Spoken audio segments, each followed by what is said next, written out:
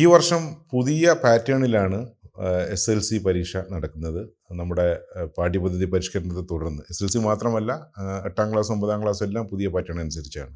അപ്പോൾ സ്വാഭാവികമായിട്ടും കഴിഞ്ഞ ഹാഫ് ഇയർലി ചോദ്യപേപ്പറും ഇനിയിപ്പം നടക്കാൻ പോകുന്ന മോഡൽ ചോദ്യപേപ്പറുകളും എങ്ങനെയായിരിക്കും എന്നുള്ളതും, അതുപോലെ ഏതൊക്കെ രൂപത്തിലാണ് ഈ ചോദ്യ മാതൃകകൾ ഉണ്ടായിരുന്നതെന്നതും കുട്ടികൾക്ക് പരിചയപ്പെടുത്തുന്ന ഒരു മുന്നൊരുക്കം 2026 എന്നുള്ള പരിപാടി ഫെബ്രുവരി 1 മുതൽ കൈറ്റ് വിക്ടേഴ്സിൽ ആരംഭിച്ചിട്ടുണ്ട്.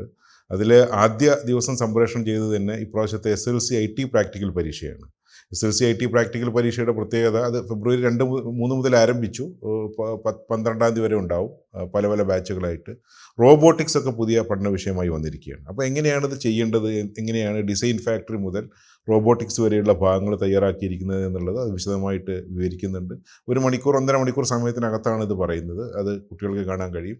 മറ്റ് വിഷയങ്ങളുടെയും വിക്ടേഴ്സ് ചാനലിൽ 5:30 മണിക്കാണ് അതിൻ്റെ സംപ്രേഷണം. അത് യൂട്യൂബ് ITS വിക്ടേഴ്സ് എന്നുള്ള വിക്ടേഴ്സിൻ്റെ യൂട്യൂബ് ചാനലിലും അത് കാണാൻ കഴിയും.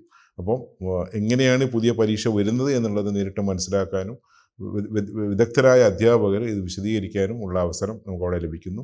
ഇതിന് ശേഷവും, മോഡൽ പരീക്ഷയ്ക്ക് ശേഷവും, നമ്മുടെ യഥാർത്ഥ പരീക്ഷയ്ക്ക് മുമ്പ് ഫെബ്രുവരി മാസം തന്നെ ഒരു റൗണ്ട് കൂടെ മുന്നൊരുക്കത്തിൽ റിവിഷൻ ഉണ്ടാവും എന്നുകൂടെ അറിയിക്കുന്നു.